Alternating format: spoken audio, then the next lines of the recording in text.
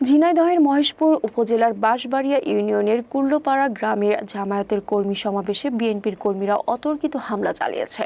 রোববার সকাল 11টায় আন্তর্জাতিক নারী দিবস উপলক্ষে আয়োজিত সমাবেশে কুল্লো গ্রামের বিএনপি ক্যাডার ওয়াদ আলীর ছেলে ঝুমুরের নেতৃত্বে আলামিন সাহেব, সোহেল, আশরাফুল সহ 20 থেকে 25 জনের একটি দল নারী কর্মীদের উপর হামলা চালায়।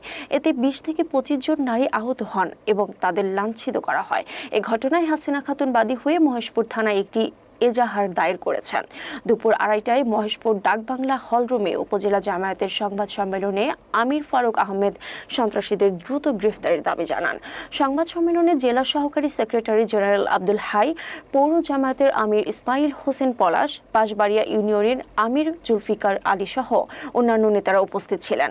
নারী কর্মীদের পক্ষে ও ভুক্তভোগী হাসিনা খাতুন হামলার বিচার দাবি করেন। মহিলা দিবস ছিল, বেশ 100 মহিলা আমরা এক জায়গায় হয়েছি আর রমজান সম্পর্কে কিছু আলোচনা করছি। এই সময় বিএনপির একদল মানুষ কঠোরভাবে আমাদের উপর হামলা চালায়।